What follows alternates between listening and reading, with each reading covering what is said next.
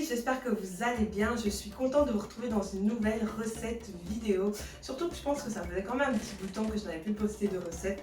Donc voilà, aujourd'hui, direction le Congo avec une sauce que j'adore. C'est la sauce soya sauce, donc je ne sais pas si je le prononce bien, mais en gros, c'est une espèce de sauce tomate que vous pouvez cuisiner avec du poulet, de la viande en général et du poisson, pardon.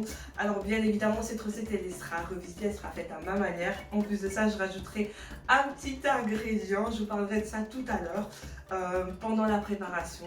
Sinon, comme avant chaque recette, je vous présente tous les ingrédients, les amis. Alors comme ingrédient, nous avons besoin de une poule. Donc comme je l'ai dit, vous pouvez remplacer par du poulet pour ceux qui n'aiment pas la poule. Donc ici, moi j'ai pris une poule que j'ai découpée. Alors ici, on a de la coriandre en poudre, du thym, un cube bouillon, 3 feuilles de laurier, et il y en a une qui se cache en dessous.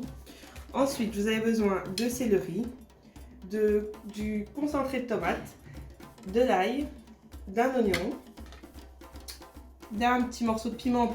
Ensuite, ici, on a besoin d'une boîte de tomates pelées, d'un peu de sel. Et pour finir, ceci, les amis. J'ai décidé de vous parler de ça en dernier parce que c'est ma plus grande fierté. En fait, pour ceux qui ne le savent pas, j'ai sorti il y a quelques temps de cela une marque, ma marque d'épices. C'est un mélange d'épices 100% camerounaises qui viennent tout droit du Cameroun, dans lequel vous retrouvez du pébé, des rondelles, du poivre de pendiac, toutes des choses hyper délicieuses pour vos sauces, vos barbecues, pour tout ce qui tourne autour de la cuisine.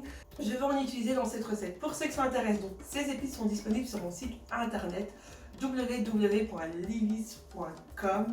Et ce qui est hyper génial dans le nouveau packaging, c'est ça, cette petite cuillère. Donc dans toutes les recettes que je vais utiliser, j'utiliserai cette petite cuillère pour vous permettre en fait de vraiment contrôler votre dose. J'adore trop cette petite cuillère, c'est la vie. Et l'avantage aussi, quand vous faites des grillades, que ce soit poisson ou viande, plus besoin de rajouter du sel ou du cube, il vous suffit de juste prendre les épices, mélanger à vos viandes, rajouter peut-être de l'ail, un petit filet d'huile et c'est bon. Je pense que j'ai trop parlé, continuons la recette et rendez-vous donc sur mon site internet pour ceux qui sont intéressés par mes épices africaines. Étage, je récupère une casserole. Le mieux c'est une cocotte minute, comme ça votre poule cuira plus vite, mais la mienne est cassée donc je vais utiliser une casserole.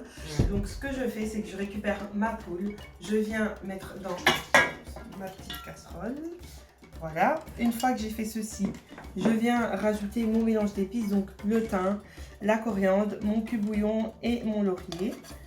Donc je viens mettre comme ceci les amis. Alors le cube bouillon c'est tout à fait facultatif, hein, pour ceux qui ne veulent pas, vous n'êtes pas obligé d'en mettre. Vous pouvez mettre simplement du sel. Voilà. Une fois que j'ai fait ça, je viens rajouter de l'eau. Donc ici, je ne sais pas si je vous ai présenté tout à l'heure, mais il vous faut un grand récipient d'eau. Donc je viens en mettre.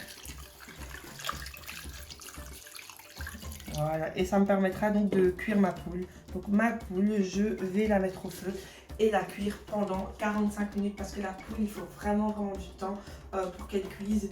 Sinon, vous risquez de vous casser les dents. Donc c'est pour ça que je préfère cuire 45 minutes. Après, elle continuera à cuire dans la sauce. Donc là, je cuire à feu vif pendant 45 minutes. Ça fait 15 fois que je dis 45 minutes.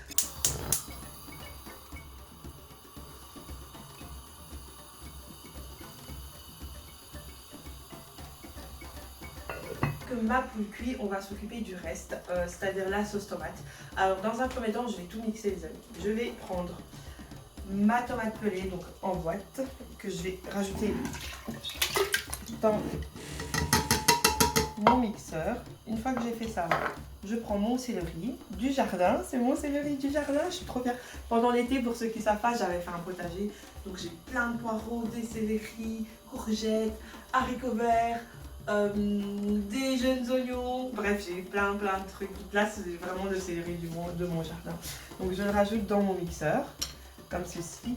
Ensuite je vais rajouter l'oignon. Je vais juste prendre un couteau parce que j'ai pas de couteau auprès de moi. J'ai récupéré un couteau, donc là je vais couper mon oignon grossièrement parce que de toute façon tout va se mixer, donc on se prend pas la tête.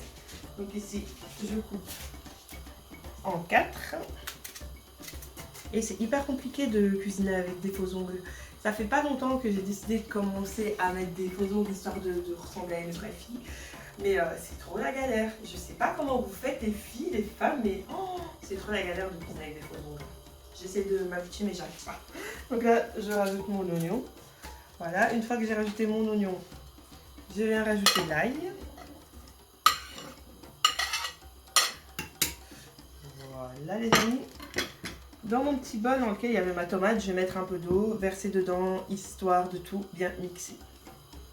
Tadam! Donc là, je rajoute vraiment à fond d'eau. Hein. Je vais mixer le tout. Voilà les amis. Ah, il suffisait juste de le mettre. Et moi j'essaie de tourner, mais oh mais Lily t'es vraiment bête parfois. Donc voilà, j'ai tout mixé, regardez. Mais décidément aujourd'hui c'est pas mon jour. On a donc cette belle mixture qu'on va cuire dans quelques instants. On a mixé notre mélange de tout à l'heure.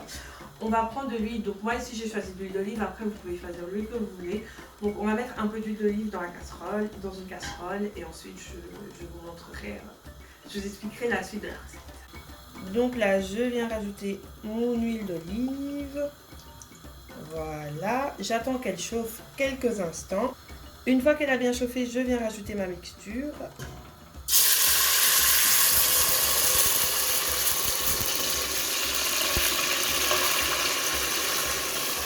Voilà. Je viens mélanger. Ensuite, je vais rajouter mes épices africaines. Donc j'ai juste à retirer le petit bouchon au liège, récupérer la petite cuillère et je viens rajouter 2 mini cuillères comme ceci.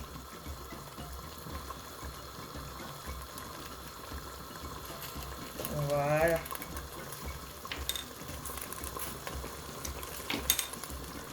Je remélange.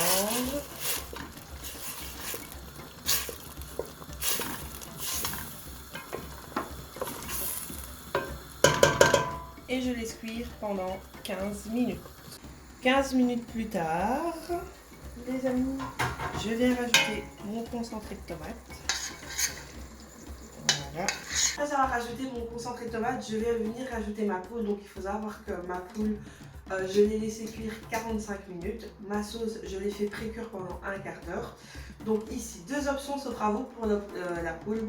Soit, donc, allez, pour être plus clair, voilà. Donc soit vous utilisez votre poule, donc vous mélangez directement la poule à la sauce tomate, ou soit vous faites frire. Moi j'ai choisi l'option, je sais pas si on me voit, j'ai choisi la première option. Je vais pas frire ma poule parce que c'est déjà assez gras, donc je vais éviter de la frire, mais vous pouvez frire. Hein.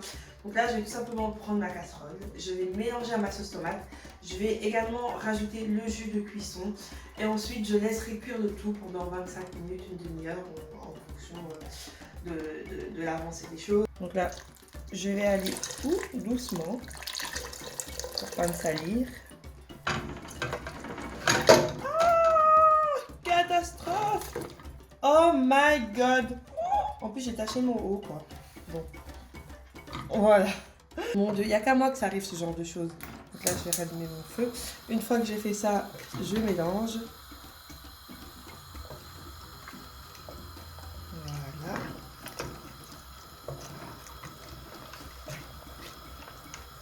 Ça a l'air trop bon.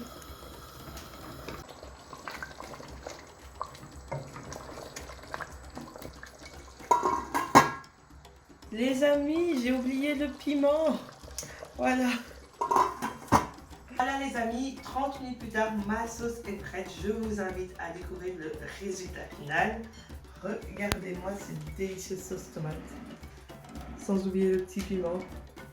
Alors moi je vais accompagner ça de riz, sinon vous pouvez accompagner ça de plusieurs choses, des pommes de terre, des bananes plantains bouillies. Ça c'est trop bon, mélange sucré-salé, c'est trop bon. Mais pour ce soir ça sera du riz pour nous. Sinon n'oubliez pas les amis que mes épices africaines sont toujours disponibles sur mon site internet www.lilis.com pour ceux qui sont intéressés. Et quant à moi, on se retrouve très prochainement pour une nouvelle recette vidéo by Lilis Cooking.